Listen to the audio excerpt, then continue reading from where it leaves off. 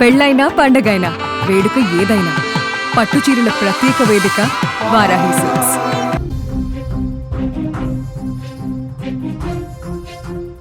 అణు ఒప్పందాన్ని కుదుర్చుకుంటారా లేదంటే మీ దేశాన్ని శ్మశానంగా మార్చమంటారా? డొనాల్డ్ ట్రంప్ ఇరాన్కి ఇదే వార్నింగ్ ఇస్తున్నాడు. ఇరాన్ ఇప్పటికైనా అణ్వాయుధాల తయారీని ఆపేయాలని చెప్తున్నాడు, లేదంటే ఇరాన్ పై మరిన్ని భయంకరమైన దాడులు చేస్తామని చెప్తున్నాడు. ఇటు అణుబాంబుల తయారీ భయంతోనే ఇరాన్ పై దాడులు చేశామని ఇజ్రాయెల్ అధ్యక్షుడు బెంజమిన్ నెతన్యాహు చెప్తుంటే, ట్రంప్ నేను చెప్పినట్టే దాడులు జరిగాయని ట్వీట్లు చేస్తున్నాడు. ఇదిలా ఉంటే అమెరికా విదేశాంగ శాఖ మంత్రి దాడులతో సంబంధం లేదని చెప్తోంది. ఇక ఇదే అంశానికి సంబంధించి మరింత సమాచారం న్యూస్ రూమ్ నుంచి మా న్యూస్ ఎడిటర్ తిరుమల అందిస్తారు. తిరుమల, అసలు ఇరాన్ దాడుల వెనుక ట్రంప్ పాత్ర ఏంటి? దానికి చాలా స్పష్టంగా అమెరికా డొనాల్డ్ ట్రంప్ వాషింగ్టన్ లో కూర్చొని ఆదేశాలు జారీ చేస్తే టెల్ అవీస్ లో కూర్చున్న అన్న నెతన్యాహు వాటిని పాటిస్తున్నాడు. చాలా స్పష్టంగా ఇక్కడ చెప్పొచ్చు, ఇరాన్ పైన దాడికి పూర్తి కారణం అమెరికా. డొనాల్డ్ ట్రంప్ ఎప్పుడైతే ఇరాన్ పైన దాడి జరిగిందో, దాడి జరుగుతున్న సమయంలోనే ఒక ట్వీట్ చేశారు, ఇప్పటికైనా ఖమేనీ దిగొస్తాడా, ఇప్పటికైనా ఇరాన్ అణు ఒప్పందానికి వస్తుందా రాదా అమెరికాతో అన్ని మూసుకొని అణు ఒప్పందానికి వస్తేనే ఇరాన్ మిగులుతుంది, లేదంటే ఇరాన్ ధ్వంసం అయిపోతుందని ట్రంప్ చాలా స్పష్టంగా ట్వీట్ చేశారు. ట్రంప్ చేసిన ఈ ట్వీట్ ఒక్కసారిగా ప్రపంచ దేశాలందరినీ ఆకర్షించింది. ఇరాన్ ఇజ్రాయెల్ పైన కూడా తిరిగి దాడి చేసింది. ఈ దాడులకు పెద్దగా ప్రాచుర్యం కనిపించట్లేదు. ఖమేనీ చాలా స్పష్టంగా కొద్దిసేపటి క్రితమే ఒక ప్రకటన చేశాడు, డొనాల్డ్ ట్రంప్కి మేం భయపడాల్సిన అవసరం లేదు, అమెరికాతో అణు ఒప్పందాన్ని కుదుర్చుకోవాల్సిన దౌర్భాగ్యం మాకు లేదు, అమెరికా మాట మేము వినమని చెప్తున్నారు. ట్రంప్ ఏం చెప్తున్నాడు, 60 రోజుల వరకు మేము టైం ఇచ్చాం, 60 రోజుల వరకు ఇరాన్ అణు ఒప్పందం పైన ఎటువంటి నిర్ణయం తీసుకోలేదు కాబట్టే దాడి జరిగింది. మొదటి దాడిలో తీవ్రత చాలా తక్కువగా ఉంది, ఒకవేళ మా మాట వినకపోతే రెండవ దాడి ఇంకా భయంకరంగా ప్రమాదకరంగా ఉంటుంది, ఇరాన్ తట్టుకోలేదని ట్రంప్ వార్నింగ్ ఇస్తుంటే, ట్రంప్కు భయపడేది లేదని ఇరాన్ రిటర్న్ వార్నింగ్ ఇస్తుంది. ఇజ్రాయెల్ పైన కూడా మేము తగిన దాడులు చేస్తామని చెప్తుంది ఇరాన్. ఇదంతా ఈ వార్నింగ్స్ అన్ని చూస్తుంటే స్పష్టంగా పశ్చిమ ఆసియా దేశాల్లో టెన్షన్ మొదలైందని చెప్పాలి. ముఖ్యంగా ఇదంతా అణు బేస్ వార్నింగ్స్ ఇది, అంటే అణుబాంబుల తయారీకి వ్యతిరేకంగా జరుగుతున్న వార్నింగ్స్ ఇవి, అణుబాంబుల తయారీకి వ్యతిరేకంగా జరుగుతున్న యుద్ధం ఇది.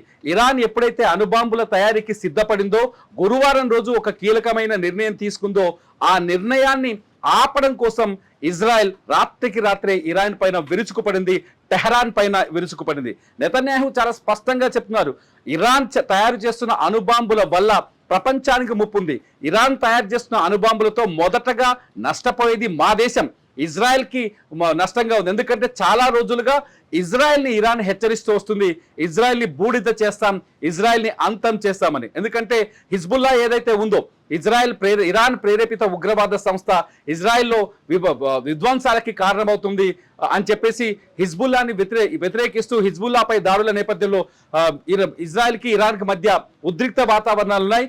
ఈ ఇరాన్ ఖచ్చితంగా ఇజ్రాయెల్ పైన పగ తీర్చుకుంటామని చెప్తుంటే, ఇజ్రాయెల్ ఖచ్చితంగా ఇరాన్ని ధ్వంసం చేస్తామని చెప్తుంది. మధ్యలో డొనాల్డ్ ట్రంప్ వచ్చేసి ఖచ్చితంగా మాట వినాల్సిందే ఇరాన్, ఒకవేళ మాట వినకపోతే ఇరాన్ ధ్వంసం అవుతుంది, శ్మశానంగా మారుతుంది చెప్తున్నారు. ట్రంప్ తన ట్వీట్లో కొన్ని కీలకమైన అంశాల్ని చేర్చారు. ఏంటంటే, నేను ఎంత చెప్పినా టెహరాన్ సంబంధించిన నేతలు పట్టించుకోలేదు, వినలేదు. నేను చాలాసార్లు టెహరాన్ హెచ్చరించాను, ఖమేనీని హెచ్చరించాను, మీరు అణుబాంబుల తయారీని విరమించుకోండి అని, అయినా వినలేదు కాబట్టి ఈ దాడి జరిగిందని ట్రంప్ తన ట్వీట్లో తెలిపారు. రెండోది వచ్చేసి, మీ ఇరాన్ మొత్తం నాశనం అవ్వకముందే మేలుకోండి అని చెప్తున్నారు.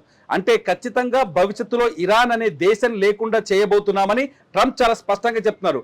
ఇక్కడనేమో ఒకవేళ అణుబాంబుల తయారీపైన వెనక్కి తగ్గకపోతే అమెరికా కూడా దాడి చేయడానికి సిద్ధంగా ఉందని చెప్తున్నారు. కానీ అమెరికా విదేశాంగ శాఖ ఏం చెప్తుంది, ఈ దాడులకి, ఇరాన్ పైన దాడులకి మాకు ఎటువంటి సంబంధం లేదని చెప్తుంది. కానీ ట్రంప్ అధ్యక్షుడు ఏం చెప్తాడు, చాలా స్పష్టంగా నేను నా హెచ్చరికల్ని పాటించకపోవడం వల్లే ఇరాన్ ఈరోజు ఈ పరిస్థితిని ఎదుర్కొందని చెప్తున్నారు. నిజంగా ఒక ప్రైవేట్ టీవీ ఛానల్కి ఇంటర్వ్యూ ఇస్తూ ట్రంప్ చెప్పారు, అద్భుతంగా చాలా గొప్పగా ఇరాన్ పైన దాడులు చేస్తుంది, అది చూస్తుంటే నాకు చాలా ఆనందం కలుగుతోంది అని చెప్తాడు. అక్కడ వందలాది మంది ప్రాణాలు పోతున్నాయి, అనేక రక్తపాతం జరుగుతోంది, అనేక మంది అమాయకులు చనిపోయారు, అర్ధరాత్రి పూట జరిగిన దాడుల్లో అనేక మంది అమాయకులు చనిపోయారు.